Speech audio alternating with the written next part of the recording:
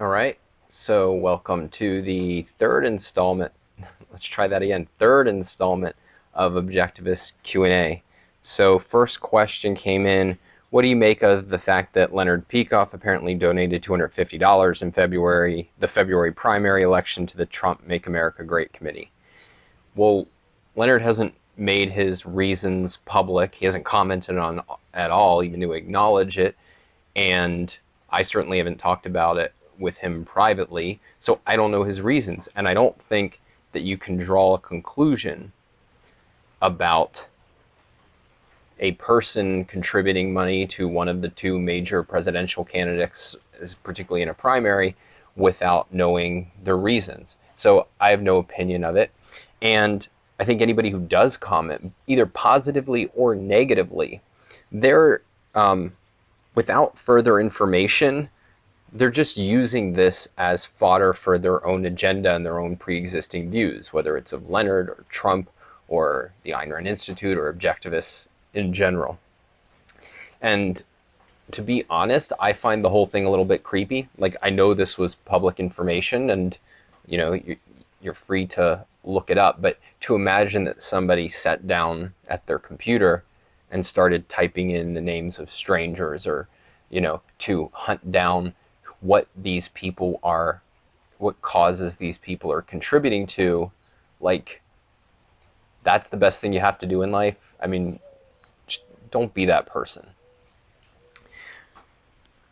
Rodrigo asks, how is it in your self-interest to respect other people's property rights, particularly in cases where you steal something and no one ever finds out about it? All right, a lot to say in this one, and I have a lot of notes because I think it's a complex topic. The starting point, though, is, like, you can't just stipulate that you won't get caught, that you'll get away with it, right? You have no clue if you take something. Are there cameras hidden around? Are there people that I'm not noticing coming by?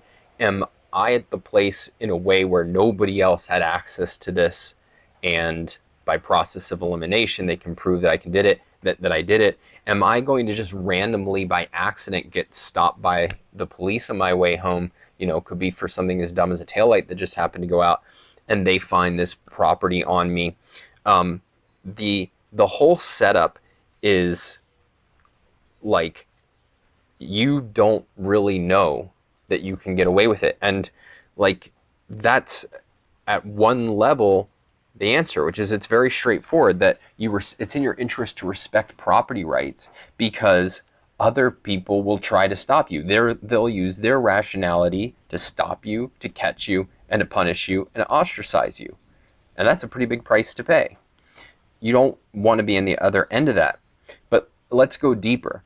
Now, I think that really, in many ways, should be the whole of the argument, but I think there's things to explore below it.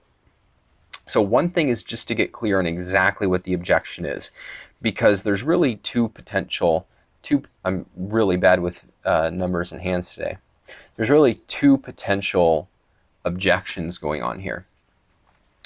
So one of them is, you could be saying that, why is respecting other people's property the right principle to follow? So that's one thing you could be asking about. The other is, why should I adhere to principles at all? Shouldn't I violate them whenever I judge it to be in my interest, whenever I think I can get something and get away with it? And let's start with the second, because I think that's actually what's really driving this question. So I indicated that, you know, the objectivist view is, we need principles because we can't just look at a situation and weigh all of the consequences across the whole of our life, direct and indirect, just by guessing or by just mentally projecting. The only way we can weigh long-term consequences is through principles. That's our means of projecting the long range. And it's not just that you need principles to assess the means, like, of obtaining a value. It's not just like you need principles to say, okay, money is good, but should I get it through stealing or not stealing? You need principles to assess how valuable something is in the first place. Is this money that we're talking about good for me? That is not obvious. People treat it as obvious, but it's not obvious. And I get why they do that, right? Like on one level, it seems obvious. I need stuff. Stuff is good for my life, all else being equal. And this money will buy stuff, right? So why do I say that principles are vital here? And to answer that question, you have to understand that principles, they're not rules exactly. They're not rules for what's the best way to get stuff. They are, they're really our way of breaking into actionable guidance the components of a whole that is in reality a total kind of life. So let me explain that a little bit. So when we approach morality, the question we're really asking is not primarily what rules to follow or what to do when a trolley's coming or something like that. What we're asking is, what kind of life do I want to live and what kind of person do I want to be? And this is why Ayn Rand thinks our interest or awareness of morality and the root of developing a healthy attitude towards morality starts with art, and in particular, literature. That is, what literature lets us do is it projects different kinds of lives that we could live through different kinds of characters. It gives us a vision of the best and the worst, and it allows us to project those. And in effect, morality is choosing what kind of person do I want to be, what kind of life do I want to live, which of those or which of any other way of living can I project is it that I'm striving to realize in the totality of my life. So when you're at the level of thinking about morality, your starting point is not thinking about a particular kind of action, but a whole kind of life. Do I want to live a life of reason and creation or of whims and predation? That's one sort of alternative that you face. And there's no such answer as, well, it's a little bit of both. A life of whims and predation is precisely the life where you say, yeah, most of the time I'll tell the truth. Most of the time I might even go to work and pay the bills and everything. But every once in a while I'll try to get away with something. Objectivism's view is precisely that the good is the consistent and the evil is the consistent. It's living by the seat of your pants, by this feels right at the time, rather than by principles. So there's no way then to answer the question, like, what should I do in this situation, absent this higher level question of, what do I want and what kind of person do I want to be? You can't, I keep stressing this, but I really want to hammer this home. You can't just take one action and say, what are the likely consequences? If you're interested in morality, the starting point is, do I want to live a Rourke-ish life or an Iago-ish life or a Walter White-ish life? And then you need principles. What principles are doing is, in effect, breaking down into actionable guides, ways in which you can select your own personal values and make your own personal choices in the context of your own life. Choices and modes of action that are consistent or add up to a Rourke-ish life, let's say. So once we get to the level of even thinking morally, the question can't be, should I steal it if I can get away with it? The right question is, that question rather, that's not asking what morality to follow. It's really a question of, should I live by any morality at all? Should I live by principles, or should I just go by the seat of my pants, principles be damned? Okay, so let's say then that we want to live a moral life. We want to live by principles. We recognize that we can't achieve what we want to achieve. We can't achieve the best life possible by living through the seat of our pants. Why is it, or is it true, that respecting property rights is the right principle? And the most relevant issue here is, how do we gain values from other people? And if you really think about it, the core values that we gain from people, relationships, knowledge, trade, these come from people's rationality and their productivity, and we access them through our rationality and productivity via voluntary trade, both spiritual and material. And in effect, the choice is, do I want that and all the values that come from that, or do I want to throw it all away and treat other people like animals and have them treat me like an animal? And so when you think of the scale of values that you get from rationality and productivity and trade, no amount of money that cuts you off from that ongoing interaction with people can be worth it. It's pure loss. And so, like, there's no money in the world that in effect says, like, yeah, no decent people will want to deal with me, but I got 25 pairs of Yeezys. There's no calculation which that's going to make sense. And I want to highlight or underline this point that, like, that's true even if you never get caught, because as I said before, you don't know if you're going to get away with your crime, but what you do know is that if you want to keep the charade going, you've surrendered your control over your life. You're committing yourself to telling whatever lie is necessary in the moment to cover up your crime, and then lies to cover up those lies. And so you don't know going in, who am I going to have to lie to? And you don't know what those lies will commit you to and how they'll box you in and what they'll cut you off from pursuing. You don't know who you'll have to avoid talking to or seeing. Maybe you've even had this experience, maybe at least as a kid, where, every time your parent or maybe later on your girlfriend or boyfriend or your boss says, like, hey, we need to talk, your mind instantly goes to, oh, that bad thing I did that they don't know about. And is this going to be it? And in effect, imagine living your life trapped in that feeling.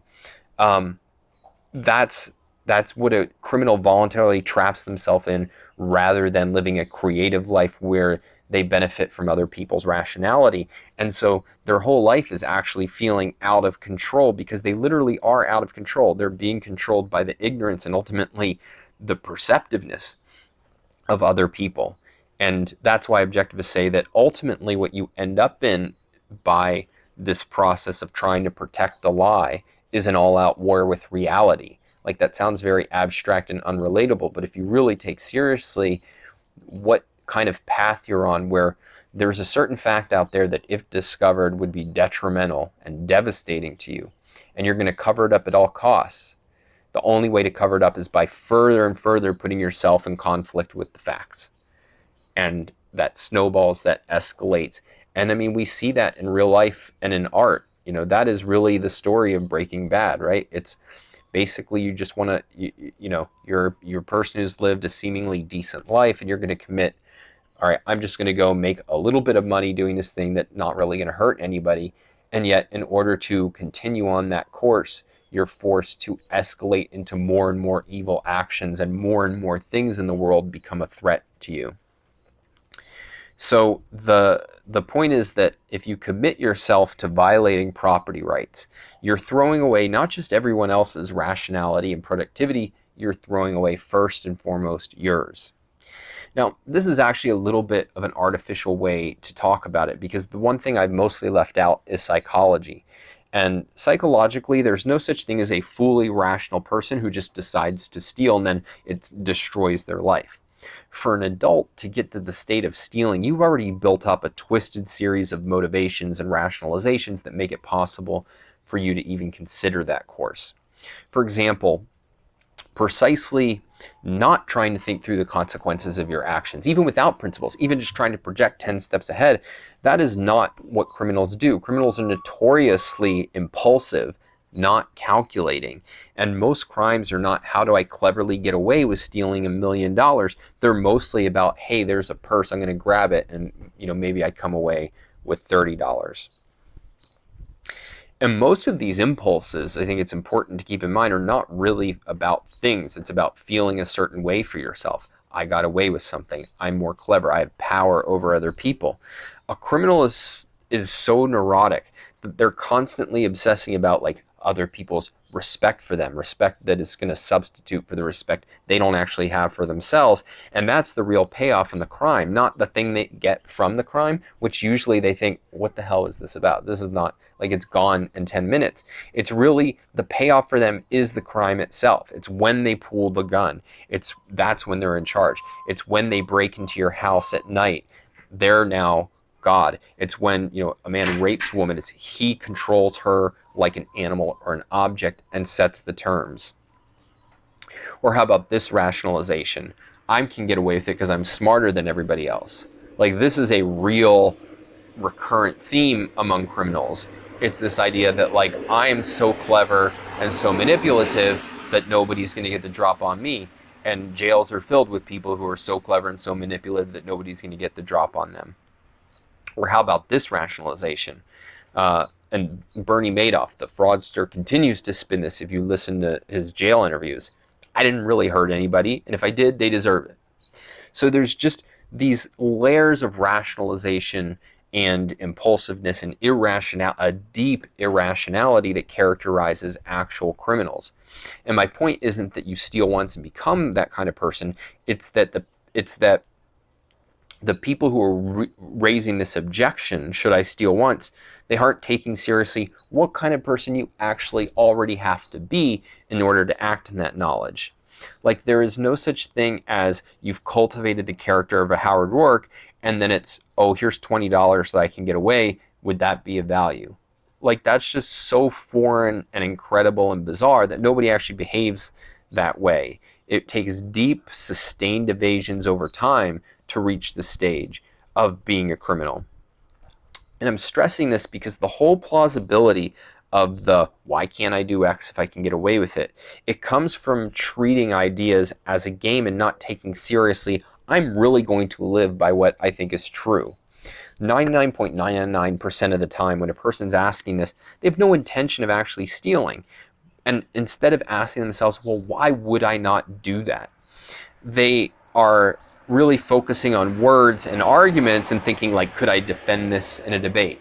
And I mean, that's a fine thing to ask, but the first primary question is, what would this idea mean to live by? And if I find myself saying, the hell, I would never live by this, why? What's going on there? What are the facts that give rise to that resistance? And, like, you know, this is, I mean, I've been there, I've made this mistake, but this is something Ayn Rand really stresses in Philosophic Detection. Like, to think philosophically and think clearly, you always have to be in the premise of taking ideas seriously, which means I am going to live by this, and therefore what would it mean to live by this? Okay, there was a lot here, so let's go ahead and summarize. The question of whether to respect property rights, if you can get away with it, is really primarily not a question about property rights. It's a question about whether we need morality at all. And morality is primarily about what kind of life that a person wants to live. And the basic choice is, do I want to live, say, you know, the life of a Howard Rourke, or do I want to live by the seat of my pants, doing whatever feels right in the moment? And if I want to be Howard Rourke, in the sense of, you know, I'm going to have my own unique personal course of life and my own unique values, my own unique career, but I want that strong sense of purpose, the serenity, the harmony between all my actions and ideas and values. If I want to achieve the things I want, I need principles. And among those principles is dealing with others through reason and productivity and trade rather than through exploitation. And if I try to live through exploitation, I'm not going to get the benefits of other people's rationality and productivity. Instead, I'll have that turned against me to stop me from harming them. And so any concrete value that clashes with this kind of life that I want to live isn't really genuinely a value, because it means throwing out the whole infrastructure of values that constitute my aim, which is, you know, $1 million or $1 billion. Like, that can buy me anything except the one thing I'm genuinely after, which is my vision of the best life. The actual criminal is a person who says, to hell with all this thinking and to hell with striving towards a long-range vision of the best possible life. It's a person who's living moment to moment, mostly in order to escape fear and self-loathing, and in order to gratify these stray urges that he has no way of assessing and rationalizing them with self-deceptions that are multiplying the self-destructive course that he's on. So, hope that's clear. Let's move on. I watch a lot of Ayn Rand Campus, so I donate $5 a month to ARI. I love Leonard Peikoff, Edwin Locke, Harry Binswanger, and Yaron Brook. I think the current policy of the Institute is bad, and that some of the intellectuals it chose as its spokesman are bad, how do I criticize it without being an attack? So first of all, I do think you should criticize, and I think that disagreement and criticism is healthy, and I would like to see more of it. But let me distinguish that from the thing that there is a lot of, which is in effect sniping and unconstructive criticism that comes from hostility. And this is particularly bad online, and I don't think that is healthy. So here are some quick thoughts on how to give constructive criticism. And I say the first thing is express the shared values with the people you're criticizing. Like, I like how you ask the question. You say, in effect, I value objectivism, I value the Ayn Rand Institute, and I want the organization to be as good as possible. And many criticisms, as I indicated, are in bad faith, and your goal, their goal is to lower the status of the people and organizations they're criticizing. And that's fine if you think it's a bad organization, but that's not what I think you're talking about. And I think what you need to do is make it clear that that's not what you're doing. And so that's reinforcing our shared values before you give the criticism. Second, I would say make the criticisms as specific as possible. Like if you say Bert's no good because he doesn't understand objectivism, that may be true, but it's not going to be convincing to anybody, certainly not Bert, but most other people. If you contrast that with Bert speaks about education, but as I'm a specialist in the history of education, and I think he gets the facts wrong, and here's 3 clear-cut examples, you can see that that is going to be a way more powerful, way more useful than just sort of these very general criticisms. And, some assessments are harder to make that clear-cut, like Ernie lacks charisma. All right. But even there, I think you can make it more specific. You can try to articulate some of the reasons or aspects in which Ernie lacks charisma, right? Like he speaks in a monotone. He never shares any personal stories or anecdotes. He doesn't have a sense of humor. He comes off as just bitter and angry and, really turns people off in these ways. The third is, as a general rule, delimited criticisms are better than global criticisms. So sometimes you think just a person is bad globally, and there's no rule against making a case like that. But I almost always prefer very targeted criticisms where, instead of saying this person doesn't understand objectivism or this person is a bad speaker, I want to say something like, this argument they gave is a mess for these reasons, or this speech was not good for these reasons. And if you think about your goal, which is get people to improve and convince them that to share your view, then if you're giving specific, narrow feedback, that's something that's more actionable. It's something we can do something with. And if I have... And so that's, even if you do have this global view, it's not that you're lying and denying that you have a wider negative evaluation, but part of what you're thinking of is, look, I'm trying to convince people, and if I have a very clear-cut, delimited criticism, that's something I can convince people of, even if they have a generally positive view of this person. And if I just say this guy is bad, they'll say, well, hey, give me examples. And now we have a sprawling discussion where I'm giving 10 things and trying to say that they're bad, and then the other person's saying, well, what about there's problems with the 10 things that you pointed out, and here's 10 potentially good things. It just becomes a sprawling mess, and you had to have seen this happen online because it does all the time. And you can really short circuit that by being very specific, very narrow, very targeted. And part of what happens is, if we have a culture of narrow targeted criticism, then it becomes clear over time who's doing consistently poor work and who's consistently not good. And, people will make that assessment for themselves, but you're helping give them the concretes to draw the abstraction rather than giving them the abstraction and trying to funnel in some concretes to it. Fourth, and maybe this is most important, take seriously the context of who you're communicating the criticism to. So, first of all, they don't know who you are, let's assume. And so criticism from just some random person is not that valuable and not that interesting. Sometimes it'll draw your attention to something, particularly if it's very specific and stands on its own merit. If somebody says, "Hey, you made a typo," I made a typo. If somebody says, "Hey, you said this, but here's a reference that shows the facts are otherwise," cool. Then the standing is not that important. But particularly the more global, the more non-obvious the error you're trying to draw attention to, the fact that we don't know who you are, that is going to undermine how impactful your criticism is, and you just have to be aware of that. And the more that you have skin in the game, the more you've established a reputation as somebody knowledgeable, thoughtful, who's doing things to advance objectivism, the more that you'll have standing, in your criticisms that are not so clear-cut and obvious will be taken seriously.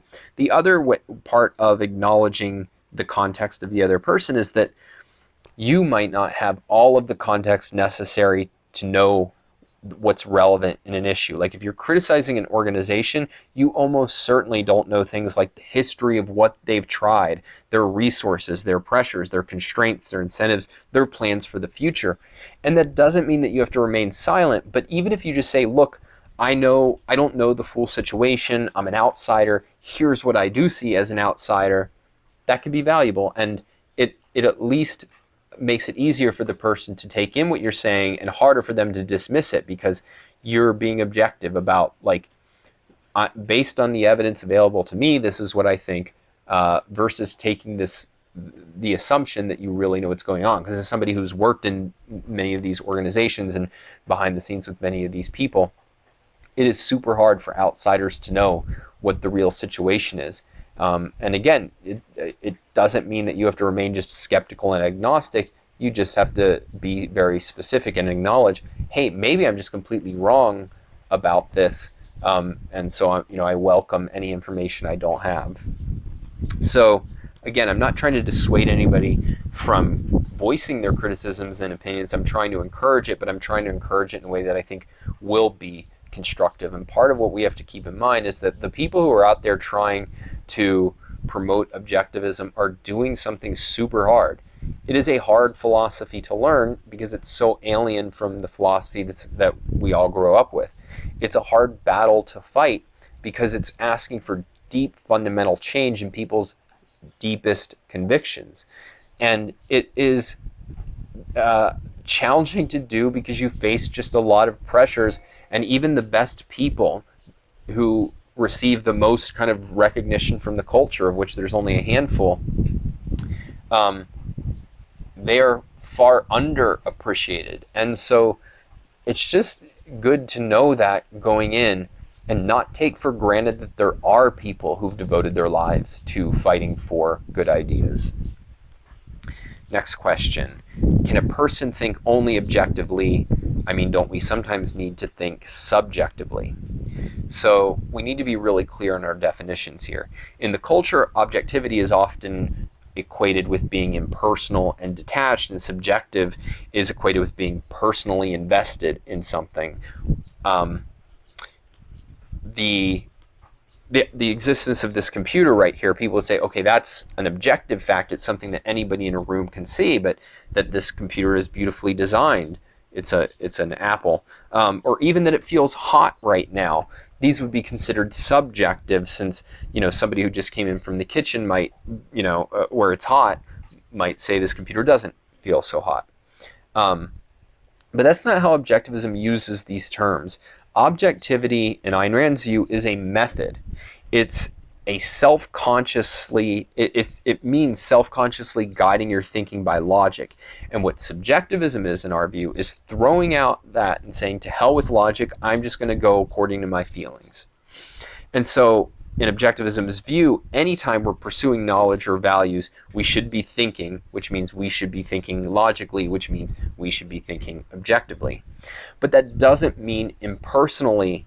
You can be completely objective, even about what your preferences are. Like, you can be objective about the fact that I love blonde, curvy women, or I like Tarantino's dialogue, or I hate Tarantino's choice of subjects. To be objective about your preferences isn't to prove that everyone should have them, but to identify the relevant facts about them and about you that justify those and support those preferences. So for example, here would be a non-objective preference. I don't like Jews because they're dishonest. That's non-objective because dishonesty isn't some feature inherent in people because of their DNA or background. It's a volitional trait, and so all you're doing is stereotyping. Your preference is based on something that's irrational about the object you're judging. Or take the other side. I want to be a doctor because people will admire me. That's non-objective because that's not the type of motive a person should act on. That's second-handed. Or take a different version of the same error, which is I want to be a doctor because I enjoy the work. Like, that might be true, but you need to dig at least one level deeper of, well, why do I have that feeling? Why do I enjoy it? And so it might be like, I like using science that help people solve vital problems. And you could dig even deeper than that, and I think like over the course of your life you should, but if a person at least had that much of an explanation, this is why I want to be a doctor, I would say that all else being equal, it sounds like they're being objective about their preferences. So the basic answer is, insofar as you're thinking, you should be thinking objectively, including about your personal preferences. So this is a question from Mike. My brother is so close to loving Ayn Rand, but he's gay and feels very hurt by what she said about homosexuality in the past. How do I better explain to him that that shouldn't be a deal breaker for him? And I don't have the Ayn Rand's quote about that at hand, but to my knowledge, she only spoke about it once, and it was that she thought it was bad and possibly even immoral, or at least it came from immoral premises. I hesitate even to say this because I don't want to put words in her mouth. You can look it up online. And I mean, my view is, first of all, I definitely understand being hurt. Like, if somebody you respect or somebody you potentially respect is saying something, negative about something that's core of who you are, like, that's painful. So I'm going to give some thoughts that may be helpful in this sort of situation. But at the end of the day, I think there's people who, like, they're going to shut down over something like that. And I have a lot of empathy with it. Like, life is short, and why should I spend time studying somebody who's going to tell me how to live when they've said one of my deepest values, my approach to romance is fundamentally bad. So that's how I would start, just with deep empathy and trying to understand how Ayn Rand's comments made them feel and why. But I would also respect them enough to push them a little bit. So for example, I mean, it's a real question that you can ask from a loving place. Like, look, if Einstein said cruel things about homosexuality, would you still agree with physics? And the point is that philosophy properly done is a science. And so its truth or falsehood doesn't depend on every idea that the originator of the philosophy or every opinion the originator of the philosophy happen to have. The other point I would push on is that, like, objectivism can be really vital for you because the more that you're outside the mainstream in certain respects, the more you have a vested interest in freedom and in a philosophy that upholds independent thinking and independent judgment. And then if you think about that religion is really the most major source of anti-homosexuality, there's, here's a morality that's saying that the basic purpose of sex is enjoyment, that it's not about procreation, and that you're not doing something immoral if you're pursuing sex for pleasure. On the contrary, you're doing something very moral. And so, that's how I think about it, is empathy plus respectful questioning. Now, that said, I don't agree with the attitude one often hears, that people hear this quote from Ayn Rand, they go, oh, that was just the prejudice of her times. Like, here's somebody who stood against many of the biggest prejudice of her times and of thousands of years before that. And so to just ascribe reasons to her views, good or bad, that is, I think, off the table. Like, my attitude would be, well, I want to understand her reasoning. And unfortunately, I don't think that we know much about her reasoning, if anything, about her reasoning regarding homosexuality. So I certainly don't know her reasoning. And so my attitude is, like, I don't want to know what views she held, per se. I want to know why she held the views that she held. And I don't know that in this case. What I do know is I know the reasons for the views I hold, which aren't aligned with her conclusion, at least the conclusion that she stated publicly. I've heard people say that, you know, later in her life or in her final years, she had shifting opinions. I just don't know. So here's another way of thinking about it. I'm just not too interested in what Ayn Rand thought, absent knowing why she thought it, because she's not an oracle. She's an interesting thinker that I deeply admire and owe an incredible debt to and learn from every time that I explore how she thinks about an issue. But the mere fact that she had an opinion of something, it has virtually no standing in my mind, and I don't think it should have a standing in your mind. All right, so that's it for this round. I have a couple more, but this is running long already, so I hope you enjoyed it, and I will see you next time.